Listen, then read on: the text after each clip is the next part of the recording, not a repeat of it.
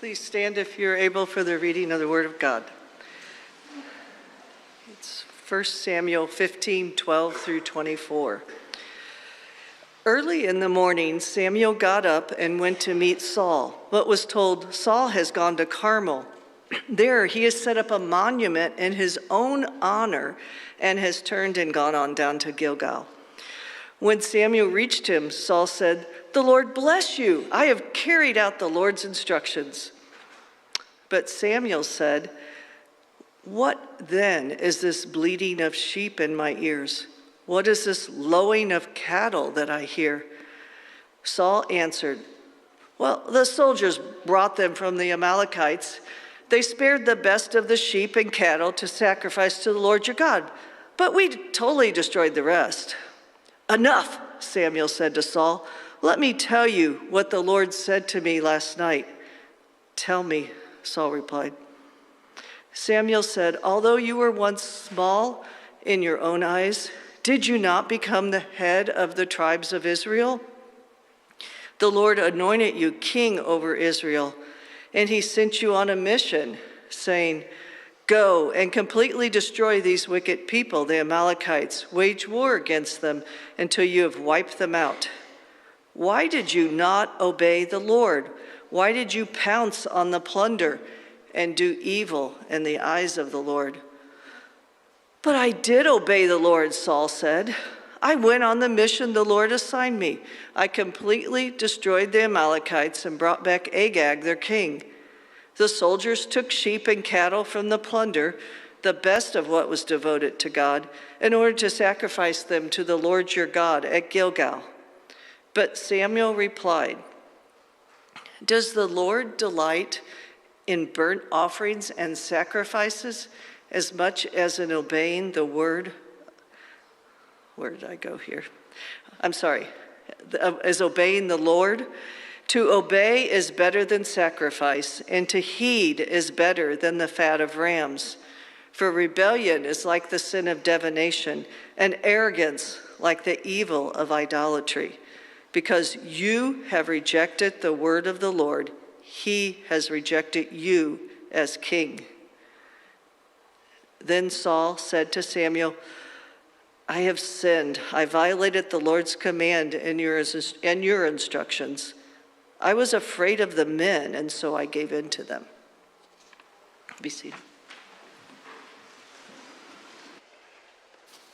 Good morning, Harvest Ridge. So today we begin a new sermon series that will lead us to Easter. Our series is titled Idols of the Heart, and we're going to be looking at various forms of idolatry that we often struggle with. Our passage, you may have picked up on it, but said that God told Saul that it's not the sacrifices he cares about, but it's obedience, and that the disobedience is a form of idolatry. And so we're going to look at different things these next few weeks on idols like approval, security, power, control, and comfort.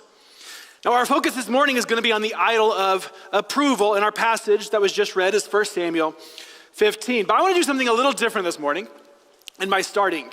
Normally I like to kind of jump into the text or have an introduction related to the sermon. But you may have noticed there was something about that text that might have struck you or been a little uncomfortable to you. We see there that in this passage, a little background, God had told Saul, the king of Israel, to go and to utterly destroy a group of people known as the Amalekites. And we see a few of these examples in the Old Testament, where God orders Israel, as they're going into the promised land, to drive out, and if necessary, to destroy the people. So they drive them out, but if they stay and they fight, then you are to destroy them. And not just destroy them, destroy the people, but destroy everything they own. Their gold, their silver, their cattle, livestock, sheep, everything is to be destroyed. Now we talk about this, and in today's like American modern context, this really feels uncomfortable. It feels problematic for a lot of people. And it doesn't really seem to make sense with how we often talk about God being love, and God loving all people and wanting good for this world. And so how do we reconcile this? How do we understand this in light of other things that we know and we believe about God? Now, It's uncomfortable for a lot of Christians, but then also if you're in a dialogue with someone who's sort of anti-Christian, they have a strong bent away from Christianity, you oftentimes, this has been my experience, you will oftentimes hear this objection or these details are brought up as sort of an attack against the God of the Bible and essentially the morality of God. The idea is that God is a moral monster.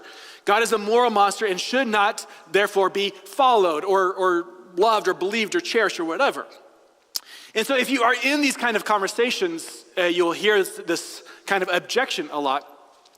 Now, I'm going to kind of start then on sort of taking on that topic. And then after that, kind of be a brief aside to the sermon. And then after that, then I'm going to come back to the topic of idolatry in our passage this morning. But I think it's important that we at least talk about this and that we think about this well.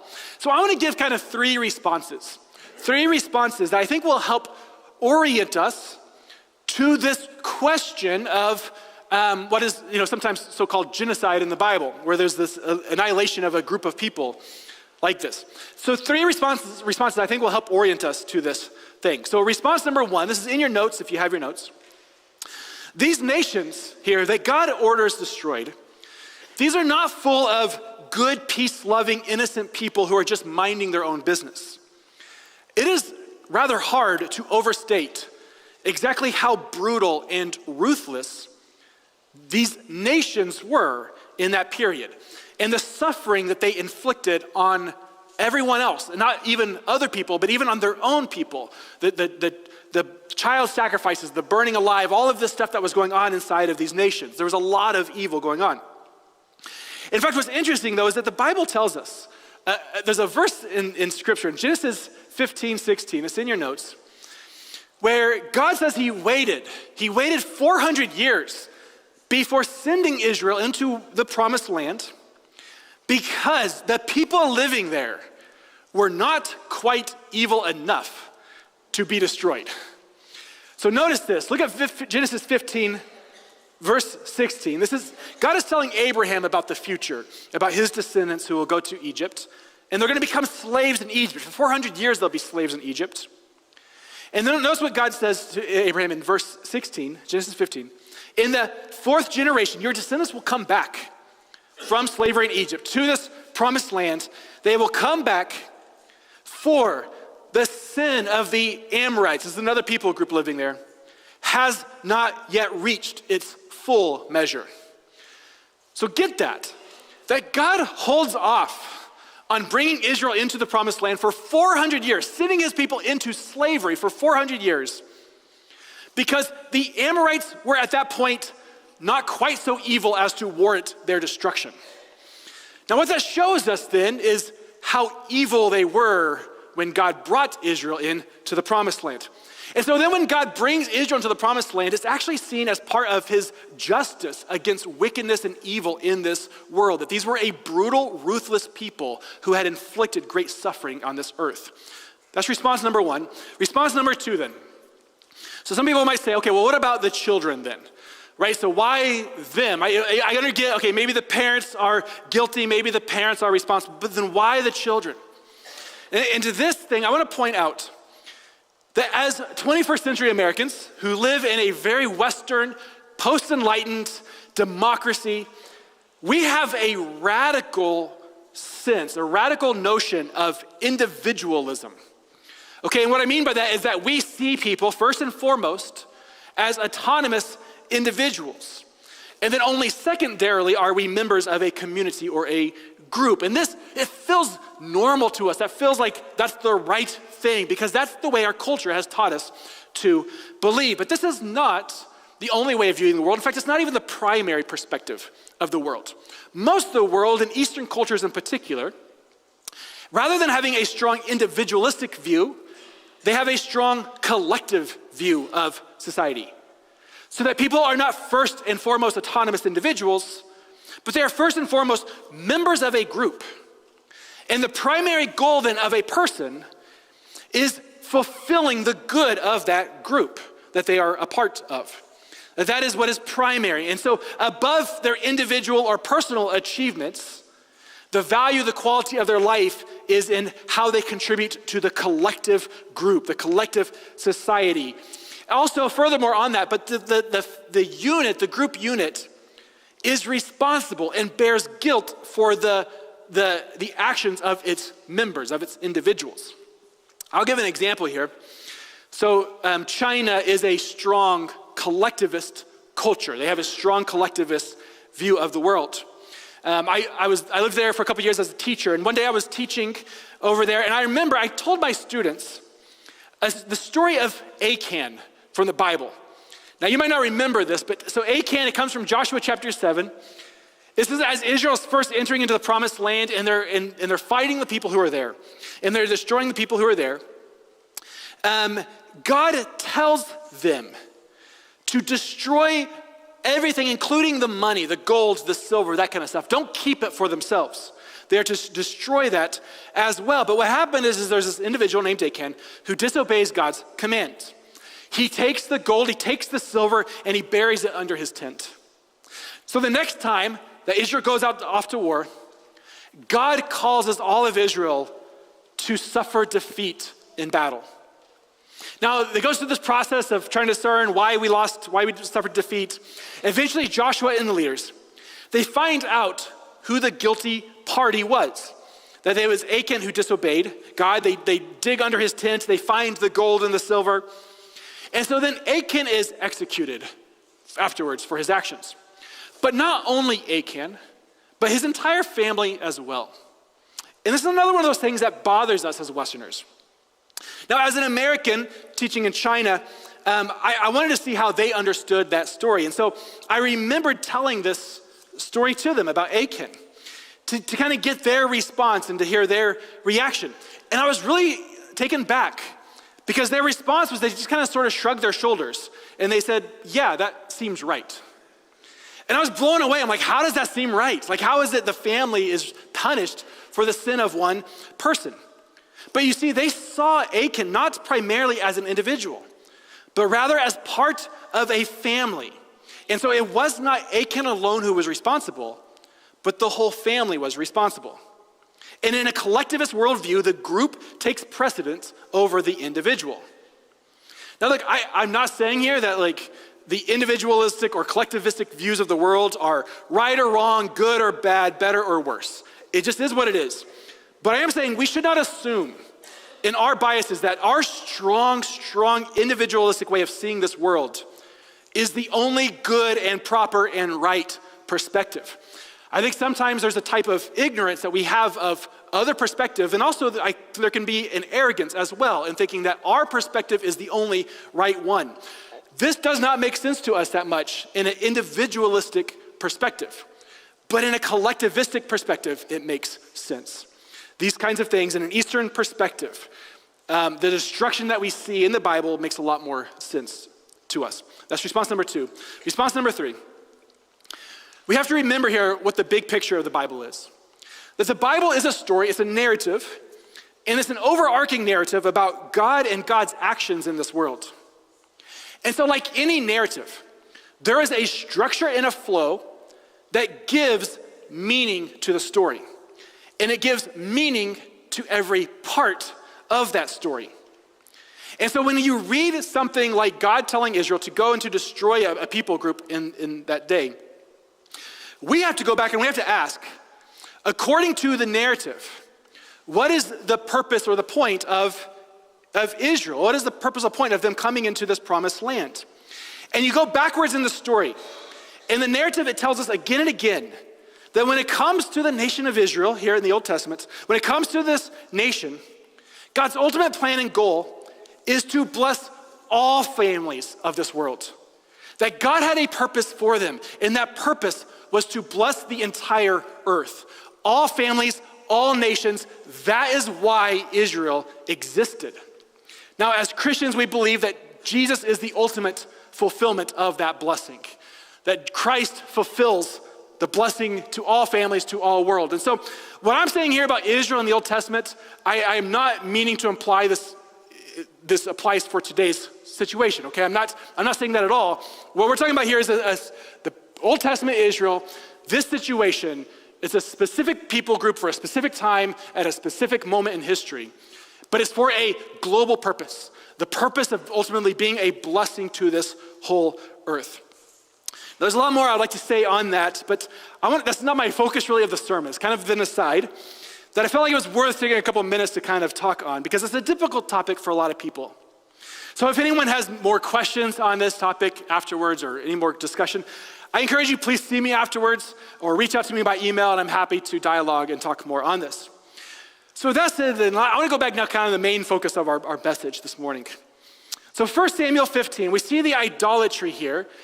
And in Saul's particular case, it's an idolatry of approval. That Saul is going to set his desire, his longing for human approval above his obedience to God and in the approval of what God thinks. Now, when we think about idolatry in the Bible, I want to give kind of an introduction on the topic as a whole. And it'll kind of set the stage then for the rest of our sermons in this series. When we think of idolatry in the Bible, we often will think probably primarily of people who are like having a statue made of wood or stone, and they're worshiping, they're paying, they're sacrificing, they're doing things to that statue. Now that is true primarily in the Bible, the Old Testament. Idols were typically in the form of like a statue. But it's a little simplistic. You have to remember why it is that these people worshiped and offered sacrifices to these statues in the first place. All right, it wasn't just because they liked doing it or whatever, but there was this hope. There was a hope that these statues made of wood and stone might actually provide something they longed for, something that they wanted, whether that was a rain or a good harvest, whether that was health for yourself or health for a loved one, whether it was a romantic relationship or whether it was the ability to produce children. These idols, they promised certain things that people wanted. Now here's the deal. None of those things are bad, right? It's not wrong to want rain and a good harvest. It's not wrong to want good health or romantic relationships or children or any of those things. All of those things are fine and well. Desiring that is not wrong. But the problem with idolatry is twofold, and we can see this again in your notes here. The problem with idolatry is twofold. Number one, idolatry is seeking after good things, but in the wrong way. Idolatry is seeking after good things, but in the wrong way. Now, in the Bible, this meant turning to the wrong source, the wrong God, in order to gain these good things. So these statues, these false gods made of wood and stone, they cannot deliver on their promises. They have no power. And so it's seeking good things, but in the wrong way. Number two, idolatry is placing our love of things in the wrong order. Idolatry is placing our love of things in the wrong order. So let me expand on this one. One of the early church fathers, Christian thinkers of the early church was Augustine, St. Augustine. He was born around 350 AD. And Augustine once wrote that the essence of sin is disordered love. The essence of sin is disordered love. It is loving out of order. It's loving some things too much, and it is loving other things too little. And when we get our loves out of order, it results in sin. So let me give an example here. I think we'd all say, it's a good thing if you love your job and your career.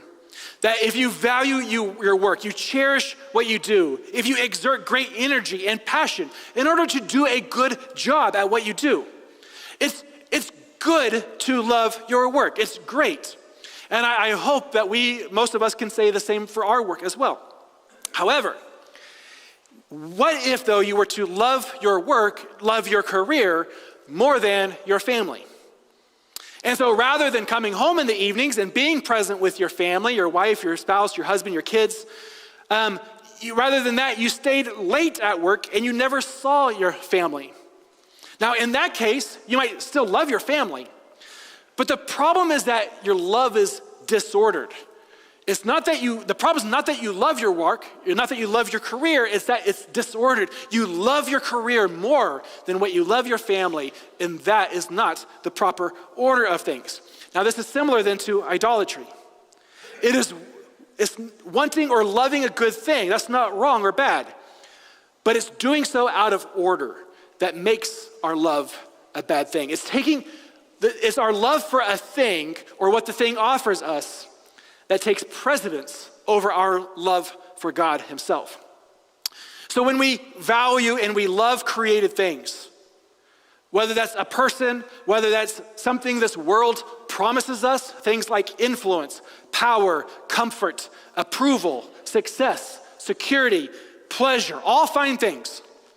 But when we love those things, created things, more than the Creator himself, this is idolatry. And so idolatry then is turning to created things, worldly things, in order to find our meaning, our identity, and our happiness. Now, what are some of these things that we might turn to in this world to find our meaning, our identity, our happiness? Now, in your notes, I've listed a number of these things that people might turn to in order to find their meaning, identity, and happiness in life. So, just a few examples here. There's career or job or work. There's what you do, what you produce. There's family, a spouse, children, a boyfriend, girlfriend. If only I could gain some sort of relationship, if only I could maintain or keep some sort of relationship, I would be happy and have meaning. There's accomplishments. There's, whether it's accomplishments on our own, or there's the achievements and the successes of our children. That your identity, it gets wrapped up in whether your kids succeed in academics or in athletics. There's honor, there's awards, there's recognition, there's one's intelligence that people can get their identity wrapped up in. There's physical appearance or attractiveness. There's some talent or skill that you might have. There's charisma and charm. There's your social groups, what group you belong to. Are you part of the in crowd? There's some sort of political or social cause that you think will give your life meaning if you can put your life to this thing. Maybe there's social media influence, if I can gain a certain number of followers. There's achieving certain symbols of status or of power, whether it's things like clothes or a big house or a certain type of car, or there's even just having a large bank account. Now look, all of those things, every one of them is all fine and good. There's nothing bad or wrong on that list. But they make for very poor gods. And they will always disappoint us in the end. And when we seek those things, rather than the Creator, we are setting ourselves up for disillusionment and disappointment. Now look, we probably all struggle with a number of things on that list. Maybe not all of them, but at least some of them, I'm sure all of us have issues with. And if you don't think you do, if you're looking at that list and you're like, nope, I'm good, I don't struggle with any of that, come talk to me afterwards, and I guarantee we'll find something in your life. Now, I'll be a little bit vulnerable here myself. I'll kind of share with you sort of the idol on my list that I most struggle with. And obviously, I think this should be pretty clear that much of my identity, my value, and my worth, it rests in my physical attractiveness. And I mean, like, I don't need to explain. You all have eyes. You can see. Obviously, I am joking here. But how do we discern, though, what is an idol in our lives? How do we discern when we have a disordered love? When we find our meaning, our identity, and our happiness in created things rather than the Creator? Now, I don't remember where I first heard this or who said it, but I remember hearing once, and it stuck with me, that our idols are revealed not by our dreams, but by our nightmares. Our idols are revealed not by our dreams, but by our nightmares. In other words, what do you fear the most? What do you fear losing the most? What would make life seem not worth living if we suddenly no longer had it? If it was taken away from us? And that is likely your idol. Now, I've heard it oftentimes that when an athlete, whether it's professional or amateur, it doesn't matter, when an athlete has the career-ending injury and they suddenly can no longer ever play that sport again, it's not just the physical recovery they need in life, but oftentimes they need some serious psychological therapy as well. Because that injury to them is not just the death of an athletic career, but it is the death of their identity and their reason for living. Which is, I would say, that really the main reason I never went on to become a famous athlete. I just didn't want to consume my identity. Now, Tim Keller, he's the pastor of a large church. He was a pastor, he passed away a couple years ago. Pastor of a large church up in Manhattan, New York. And just by his location, of course, he saw all these successful career businessmen and women who had tons of money, tons of power, tons of influence. And Keller told about what happened. He was there in Manhattan during the economic recession of 2008, where there's a number of successful business people who lost everything. And Keller, he began to record the number of these people, these powerful, wealthy, influential people who had everything, who once the bottom fell out of them, from under them, they saw no other option except for suicide. And a surprising number, I can't remember how many it was exactly, but a ton of these people, there's a ton of suicides during that time period among this kind of business class, wealthy type of group of people. But Keller also tells the story of a woman in his church. And this woman was also very successful in business. She also had made tons of money. She had given away lots of this money to the church and to charitable causes. She was very generous. But this woman, like a lot of other people, also lost everything in the economic recession. And this woman, she asked to meet with Tim Keller. And then when they met together, she explained how difficult life had been for her, how she had lost her business, how she had no job at the moment, and she'd have to downsize her apartment, she'd have to make these lifestyle changes that she was living. But she told Pastor Keller, I now won't be able to give as much financially to the church as I used to, but now I'm going to have all sorts of time freed up for serving the church physically. And I wanted to meet with you because I want to know, where can I begin serving in the church? Now, the difference between that woman and those other people who committed suicide is that for her, her career, her money, it was just a career and money. She had a God that gave her a source of value, a source of meaning, and a source of purpose in this life. But for those others, the career, their monies, that was their reason for living. And so influence, power, comfort, approval, success, security, pleasure, these are all fine and good, but they make for terrible gods in our life. So with that kind of now as an introduction then, I want to turn now with the time I have left to our passage this morning and to the example of Saul specifically. The example of Saul. I'm not going to reread the whole passage again, but I want to give kind of 4 points, and these are in your notes, 4 points that we see regarding the idolatry of Saul's life. So point number 1 is our need for approval leads us to place other people's thoughts and desires over our obedience to God. Our need for approval leads us to place other people's thoughts and desires over our obedience to God. So again, this is clear in verse 24 of our passage. So if you want to turn there, verse 24, it says, when confronted by Samuel, it says that Saul, the king, said to Samuel, Samuel's the prophet, by the way, kind of the voice of God here. Saul, the king, said to the prophet Samuel, I have sinned. I have violated the Lord's command and your instructions. And notice this here, I was afraid. I was afraid of the men, and so I gave in to them. Now, when Saul says he was afraid of men, this does not mean that he was afraid that someone might stab him in the back with a knife. Or it does not mean that he was afraid if he didn't do this thing, then they would overthrow him as king and he'd no longer be king. That's not what he's talking about here. The fear of man here, this is a biblical expression, a biblical term that we see often that basically just means concerned for what others think. To fear man, to be afraid of man, is to be concerned or fearful of what others might think of you. And so in other words, then Saul, he's concerned about his approval with his soldiers. And notice here that it was Saul's desire for the people's approval then that led him to spurn God's approval. And so here we see a disordered love. Seeking people's approval, that's not a bad thing in and of itself. It's not wrong to want people to like you. But when your craving, your desire for people's approval is greater than your desire to honor and to please God, then approval has become the idol of your life. It's a disordered love. Point number 2, our need for approval leads us to exalt ourselves rather than God. Our need for approval leads us to exalt ourselves rather than God. And here the verse I want to look at is verse 12. Verse 12, it says, "Early in the morning, Samuel got up and he went to meet Saul. But he was told, 'Saul has gone down to Carmel. There he has set up a monument,'" and notice this, "'in his own honor. And he has turned and gone down to Gilgal.'"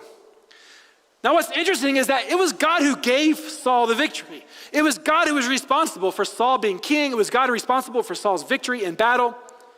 And yet, when he goes down, he sets up a monument in his own honor, not in God's honor. And this is the thing that we need to understand about approval, that approval will do to us, is that it makes us constantly searching to exalt ourselves in others' eyes.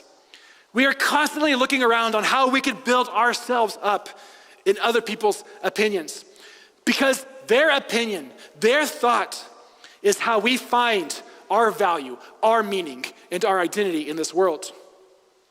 Now, in today's world, we're not actually literally setting up a literal monument to ourselves in our honor. But I think there are, in many ways, we are very similar here to Saul.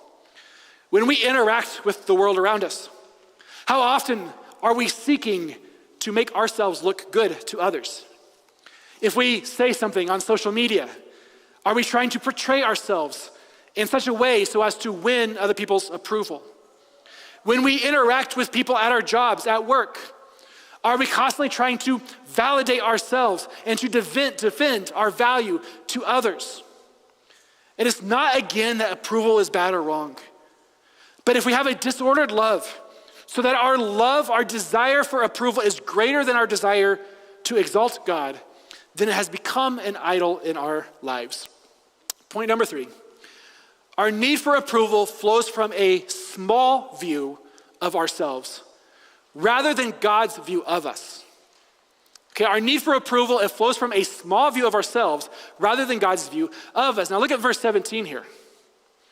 This comes after Saul's failing, and Samuel, the prophet, says to him, "Although you were once small in your own eyes," notice that, "you were once small in your own eyes, did you not become the head of the tribes of Israel?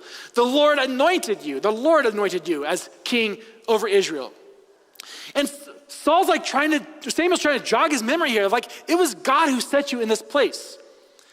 Even though you were small in your own eyes, God has given you this position. It's God's whose value that matters, whose approval that matters. Now this is fascinating, because this seems like giving the reason here for why Saul so desires the approval of others. And the reason here is that Saul is small in his own eyes. Saul sees himself as unworthy of that position, and Samuel is reminding him it was God who put you there. Now it's often the case that our greatest idols often come from our greatest insecurities. Saul saw himself as small in his own eyes, so he constantly sought the approval and the validation of other people. When we lack self-worth in our own eyes, we seek our worth through others' eyes.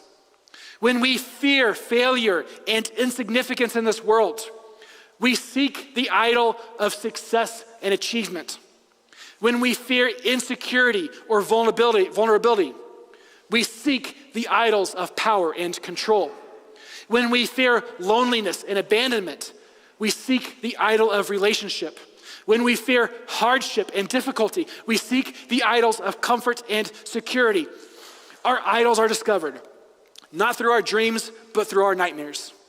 And what Saul failed to see was that he failed to see his value in God's eyes. That it was God who put them there as king, and that he might be insignificant, yes. That he might not have been worthy to be king in that position on his own, sure. But it was God who anointed him and placed him in that position. And had Saul seen this, had Saul understood this and grasped it at a deep level, then he realized then that his value and his approval was secure in God, then he would not have needed to seek the approval of other people.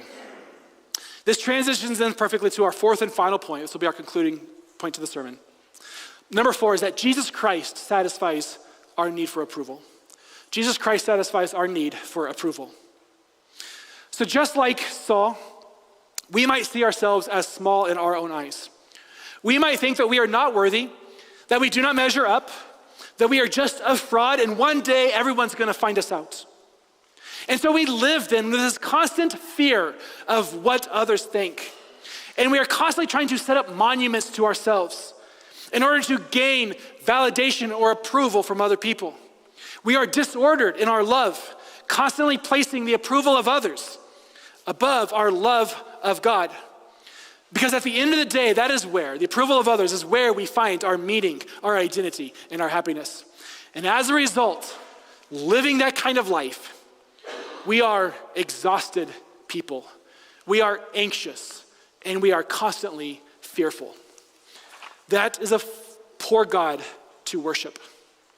And this is where we need Jesus and his gospel. The gospel, it removes our insecurities. Because we might be small in our own eyes, but we recognize that God has appointed us as his children. We might be insignificant in the eyes of this world, but we recognize that we have great significance in the eyes of God and his kingdom. And so when we find our meaning, when we find our value and our happiness in Jesus Christ, we no longer need to build monuments in our own honor. We no longer need to fear the approval of other people. Because why? Why would we fear the approval of created things when we already have acceptance with the Lord and the creator of all things? Please pray with me. God, we confess and we recognize that many ways and in many times we have a disordered love. God, that we desire, we crave the things of this world more than we crave you, the creator of all things. And God, we confess and we recognize this, and God, we ask for your forgiveness. And God, we ask for your strength. We ask for your spirit to guide us, to lead us, to convict us of areas of our hearts where maybe we have idols. Particularly if we have an idol of approval where we so cherish, so value other people's thoughts that we find our identity and our worth in that. God, help us to turn from that and help us to see and to realize the beauty of your gospel.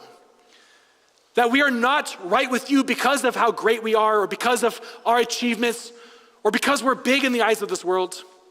But God, because we're right with you because of what Christ has done for us on the cross. That we have relationship, we have worth, we have standing, we have value, and that no one and nothing could ever take that away from us.